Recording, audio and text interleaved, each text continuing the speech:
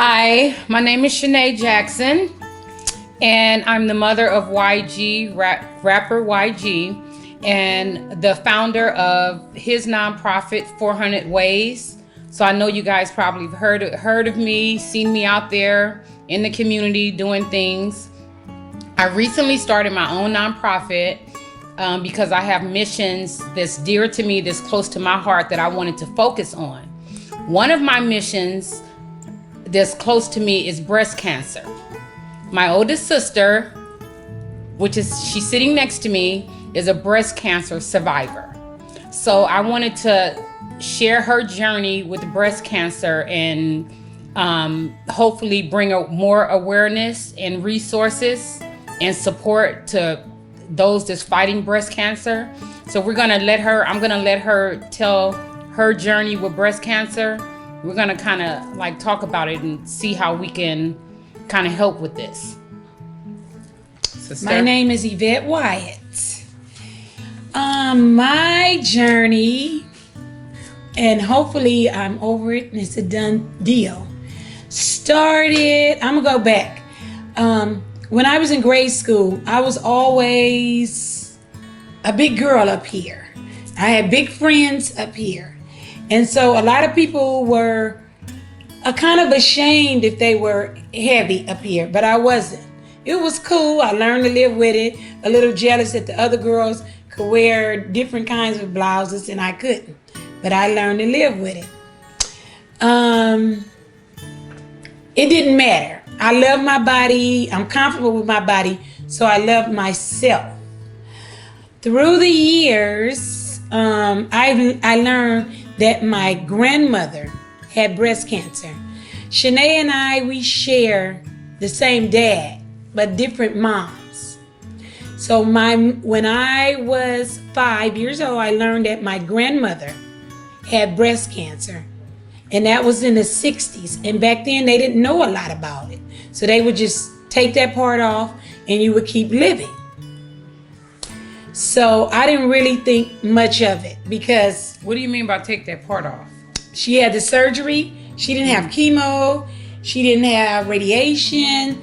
They just gave her what we call now a mastectomy. Oh, okay. They took the one part off that had cancerous, and she lived her life. She took a pill.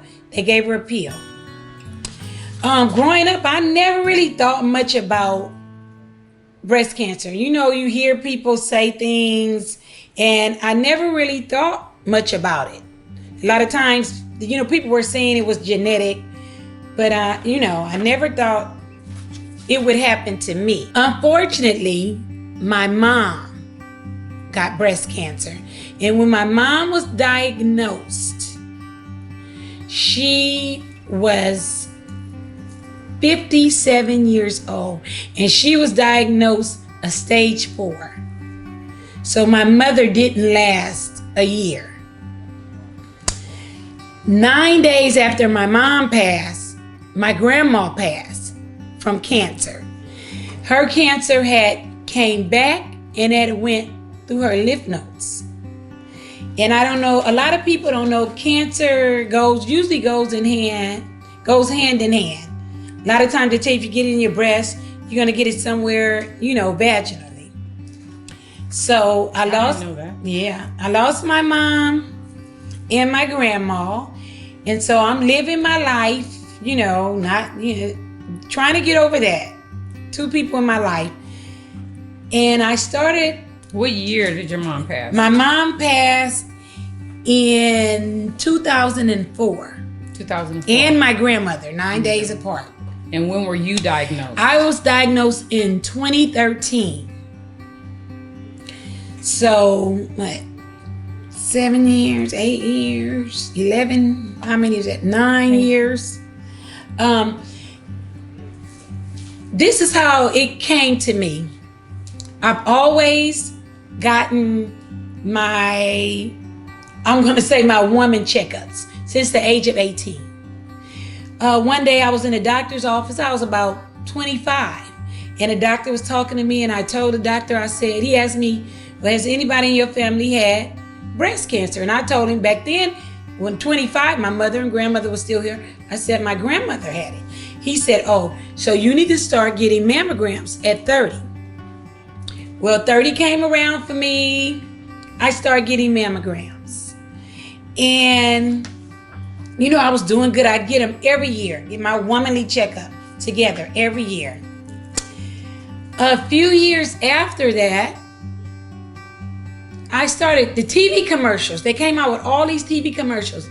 And I would say to myself, are they talking to me when they say, you know, breast cancer, or a lady said I have breast cancer and I did X amount, and I started to feel like they were talking to me, even though I was getting my checkups. Felt like they were talking to me. So I went in for a checkup. Age 47. And I was told, you need to come back. We need to do a little bit extensive. And I said, okay, I didn't think nothing of it. We need to do a different x-ray. I went back. Then they said, oh, we need to do a biopsy. So now I really got scared. Then I started thinking, okay, I've got it. I got it because my mom had it. My grandmother had it. I've got it. Did you have any symptoms though? Were you No symptoms. Any symptoms? Nothing. It's feeling good. Young. No Had 2 lumps, kids. no- lumps. I was getting my regular checkups every year. No lumps. So this means you don't. It's not always you. I know they tell you to always test and feel, but that doesn't mean don't get your checkups and don't get your mammogram. Get your mammogram because you can't. Sometimes you can't even feel it. I couldn't feel mine. I couldn't detect it. No feeling. I wasn't sick, and I was told breast cancer doesn't hurt. Lady gave me a mammogram. She said, I'm going to tell you 2 things. And this is before I was diagnosed. One thing is breast cancer doesn't hurt. You're not going to get a pain to say, oh, my chest hurts. Oh, something's wrong. And the next thing she told me was more young women were getting breast cancer and didn't have a history of it in their family. They were like the first.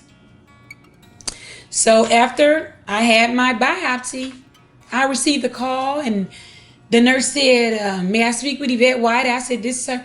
She said, oh, I'm just calling to give you a test results. You don't have breast cancer. And I said, okay, thank you. About 3 days later, I received another call and I looked and I said, oh, this is the doctor. I said, hello. She said, hello. May I speak with Yvette White? I said, this is her. I said, I got my test results the other day before she could even say anything. She said, I said, and I don't have breast cancer. And she said, asked me, Miss Wyatt, where are you? And I said, I'm at work. And she said, well, Miss Wyatt, is anybody there with you? And I said, yes, my sister's here with me. She said, well, Miss Wyatt, unfortunately, whoever gave you those results gave you the wrong results. You do have breast cancer. And I just started screaming to my other sister, Danny, this lady's on the phone trying to tell me I have breast cancer. She's trying to tell me I have breast cancer. And they said I didn't. They said I didn't. And I just broke down. We got off the phone. She had a psychiatrist call me back. And the first thing she asked me, which, you know, I don't understand, but the first thing she asked me was, how do you feel? And you know what I told her? How do you feel? Because I was told I didn't have breast cancer. 3 days later, I'm told I have breast cancer. And now, so you tell me, how am I supposed to feel? You know, and she couldn't say anything. And she said, well, your doctor will get in contact with you. I said, thank you, and you have a nice day. Early detection is the best. If I wouldn't have been going, I wouldn't have never found out. And a friend, when I found out I had it, a friend told me to read this book. The book was because I didn't have a grandmother or my mother to ask any questions. What's going to happen? You know, how should I feel? I don't understand. The book is by Dr. Susan Love. It's called The Breast Book.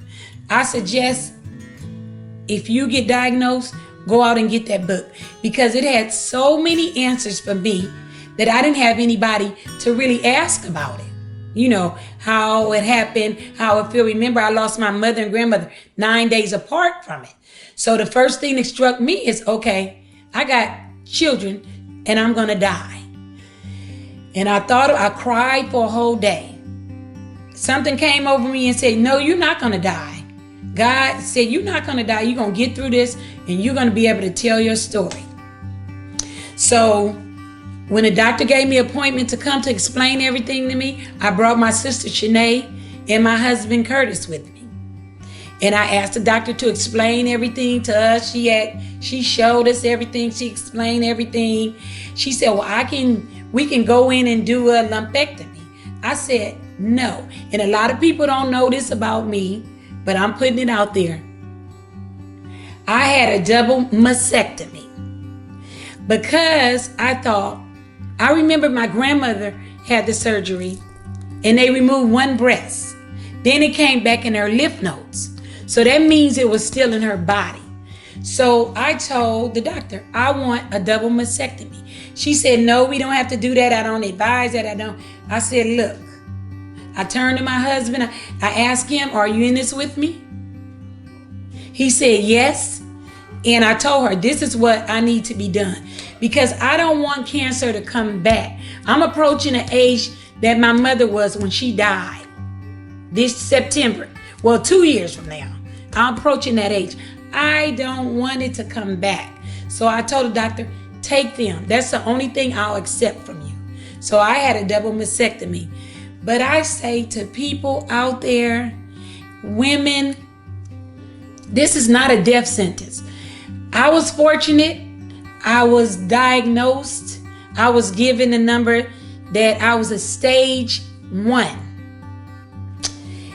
But being at stage 1, I had that same BRCA gene as Angelina Jolie that they don't know much about. They don't know if it causes cancer or what it does.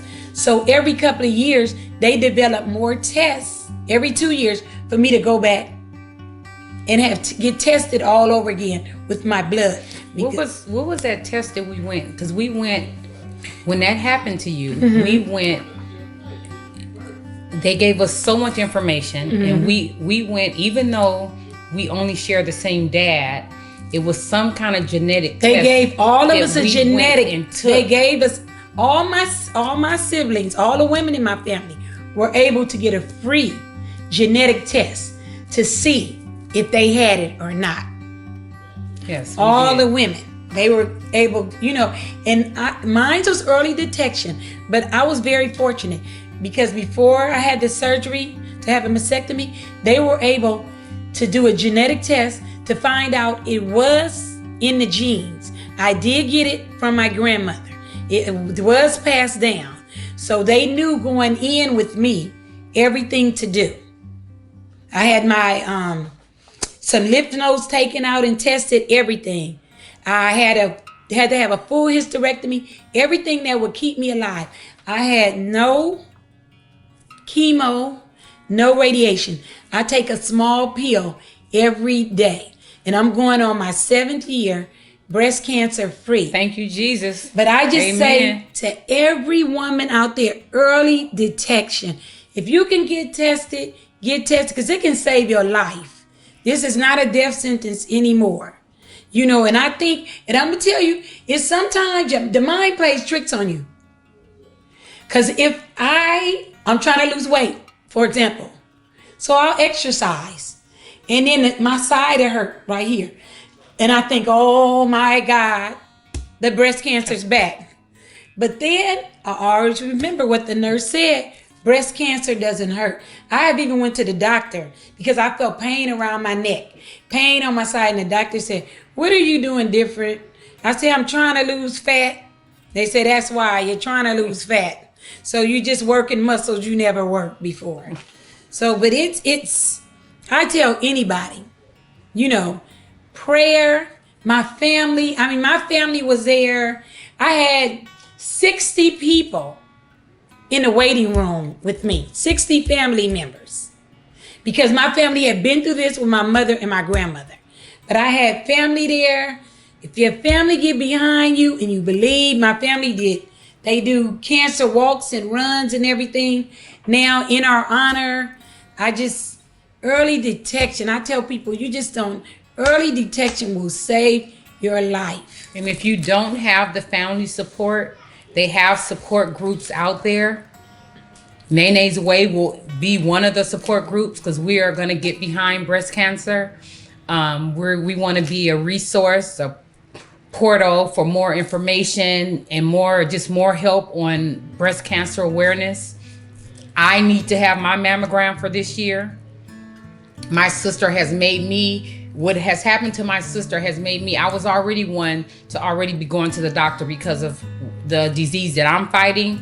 But the mammograms was something that I wasn't really taking serious. But since this has happened to my sister, I have been getting my mammograms consistently for at least the past 6 or 7 years. This year was the first year that I haven't had a mammogram due to COVID. I pushed it back because I was too scared to go to the hospital. But I will be getting my mammogram at the end of the year. And my daughter's going into medical school now, so someday she can get a mammogram center on wheels. That's one of her biggest things. Ooh, so she would be a can blessing. go around and give mammograms. Demand a mammogram. I don't care if they say, oh, you're not 30. You're not old enough.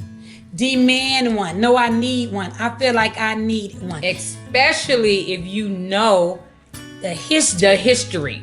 If your family has a history, it's so important to know your history. And with any medical, it's just important to know your history. If you know your history, you demand to have these tests done. Yes, you have to demand to have these tests done. That's very demand that mammogram. Women, we girl, we want to live and be happy. I'm so happy now. I feel good. It's wonderful. So did you ever go through like a depression? Did you ever go? I know you did. Sister. I went through. I don't know. Yes, I know you did. I went through. I wasn't here. I all the time. I'm not able to be with her, talk to her all the time. But I know it was a downtime. I went through a deep depression, but I hid it because I didn't want everybody to know. And then I had made that agreement with God. He said, I'm gonna bring you through this. So if I keep doubting him, then I wasn't believing.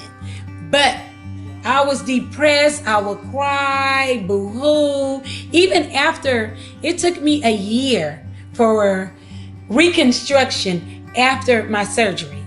And I was home by myself every day for like 6 months. No one was here. My husband was gone at work. My kids were at school. And I cried. I wouldn't even turn on the TV some days. Because I'm like, why? I was asking the question, why me? That is a question we all ask. Something happens, we always ask that question. Why me? But I feel like now this happened to me. So I can tell more and more people about my story, help more and more people. Because I've had 5 friends go through this. They would call me, can I talk to you about it? Yes. And we passed that book that I got, the breast book. I passed that to one friend. She sent it back. I mailed it to another friend. Told another friend, get that book. It will help you. And as far as I know, all of them are cancer free with no problem. But it's a lot. This is a lot. It's a lot. But don't forget, women are strong, resilient. We are. We do a lot. We go through a lot. And this is just, as I say, demand a mammogram, early detection, a little support. If you don't have support, find my number and call me. Because I talk a lot and we'll talk. Yes, if you need the help. She will. I don't care who you are, where you are. Get my number and we'll talk about it. Yes, we are here to support. We are here for resources. We are here because we feel and we know what you're going through. So I wanted to do this to let everybody know that my missions are serious. My missions are close to me because I have people in my family, this immediate people that's close to me that's dealing with these issues. So I want to bring awareness and try to find more help and resources for all these issues, all these different missions that I'm supporting. So, sister, I want to thank you. I love you. I love you too. We're going to fight this together. Yes, this we breast are. cancer is Demand big. those mammograms. Demand those mammograms. Yes, demand them.